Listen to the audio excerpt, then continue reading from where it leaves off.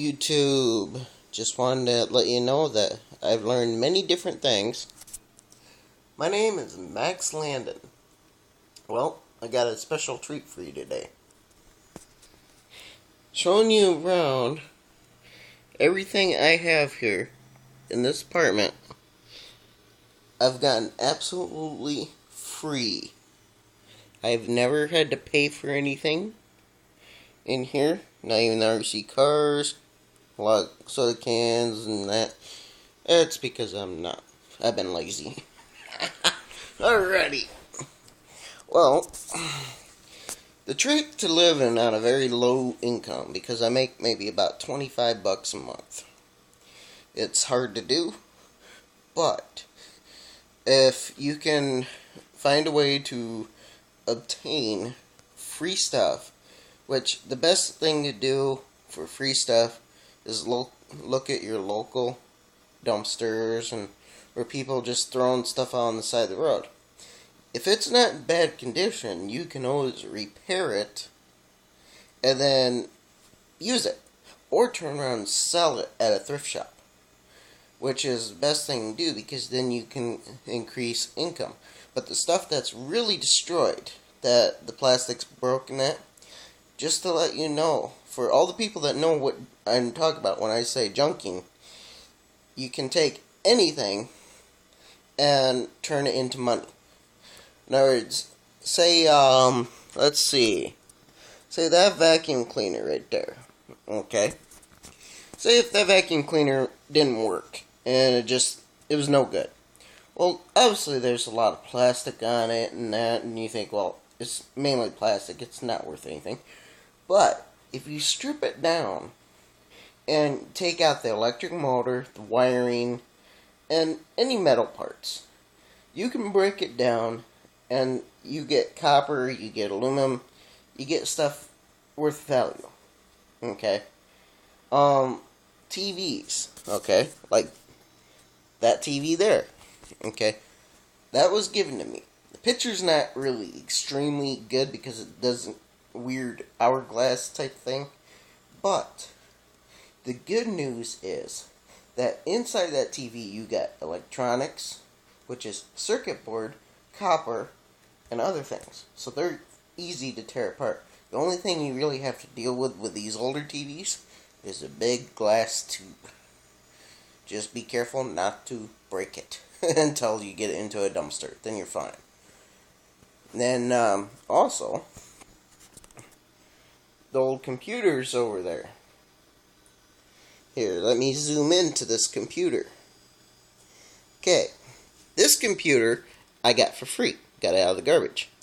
It's had about $100 put into it so far, and it works good. It's running Windows XP. I still gotta increase the memory, but it won't play newer games yet until I increase the processor and that, and probably I might just swap it out for a newer one, but I got it for free, so I ain't complaining. But inside those computers are a bunch of electronics and processors. Now the processor chip, if you get the older style with the pins on them, save them. They're worth $10 a pop because they have gold in them. Some do, some don't, but the ones that are the older style with pins that have the gold in them, they're worth at least $10 per chip. So save those. Save the memory cards too, because you never know when you're going to need them or when you can sell them. Alrighty. Now, obviously it's not a very big apartment. It's just a one-bedroom apartment. I'm not telling what my rent is because that's a no-no. But, other than that, most of the stuff in here got for free. People's giving it to me. Found it scrap. So, but mainly anything you find that has any type of metal on it, start learning your different metals, because some metals are more valuable than others. Number one, clear copper is like house grade wiring. Number two, clean copper is like extension cord wiring, stuff like that, but you gotta strip it in order for it to be clean. Now, when you go to a scrapyard and they say that your metal needs to be clean, that doesn't mean you have to wash it and get all the dirt and all that off there. No. What they mean by clean is that's the only type of metal that you have on there. Like, say you got aluminum, you just want to make sure there's no steel or any other pieces on that aluminum, because then that aluminum is considered clean. Now, there's different kinds of aluminum. There's extruded, there's cast, and there's sheet. Extruded is normally like long, thin bars. There's sheet that's like siding and pie tins, stuff like that. And then there's cast, which is like transmissions, engine blocks, heads, stuff like that. But then you have different types of metals, and I can't name them all on here because it'd take forever. But yeah, when you go to a junkyard and they say, please make sure your metal's clean, just that's what they mean. Now, when you come to the wiring, you can take electrical cords in. You get number 2 coated wiring, which isn't as much as the clean, but if you're not the type that wants to spend hours stripping the wires, then that's the best way to just take it in like that, because you actually get more that way. Surprisingly. The price is lower, but you get more because you don't have to waste time. You just wrap them up and put them in the bucket. Now make sure any coax cables. The coax cables you gotta watch out, because you have to separate those from regular cords. The coax cables, what they are basically very low grade aluminum or copper. You have to file the metal. If it's shiny in the center, like a white shiny, that's aluminum. If it's a golder color like copper, then it's pure copper. You can take time to strip those, but they take forever. Believe me, I know. So I don't strip those. But just letting you know that junking is it's a lifestyle for the people that don't mind getting dirty. And you can do junking just about any way. If you are just getting started, say you don't have a car. Well, if you got a wagon and your scrapyard's fairly close, just use the wagon. But take this stuff to your home, have a little shop, and you can strip stuff down. Work on the smaller, more expensive stuff. Don't worry about the huge pieces of metal. The smaller, more expensive stuff's easier to haul, and you can make more with little room.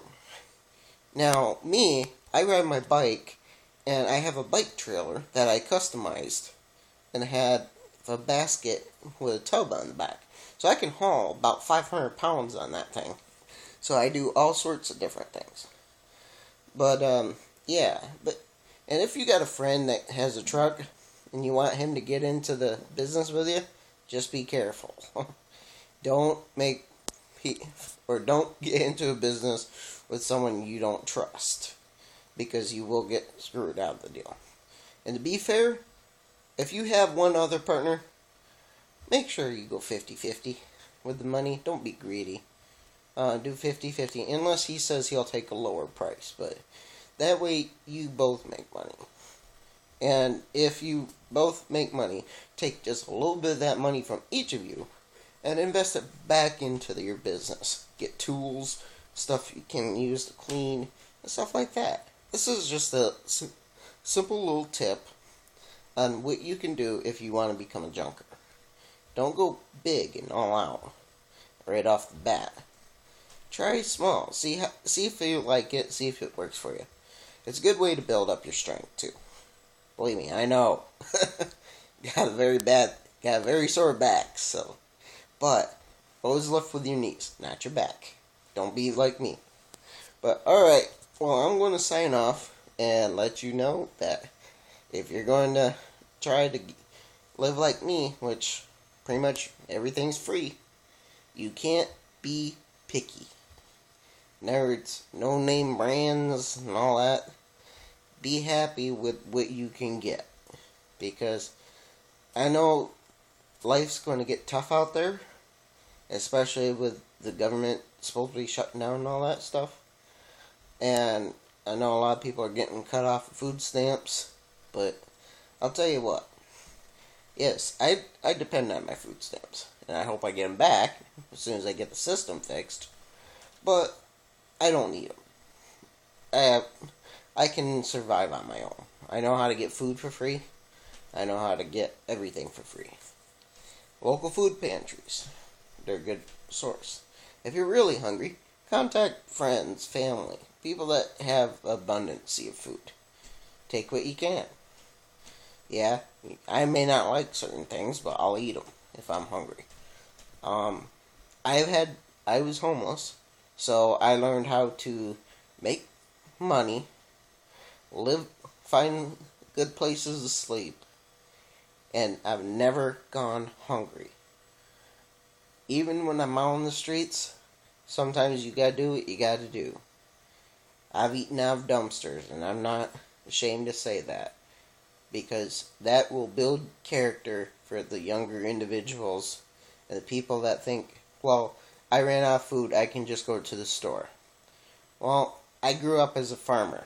We didn't always have that option. So, just letting you know, I'm 31 years young and happy to live in this way. So, have a good life out there on YouTube.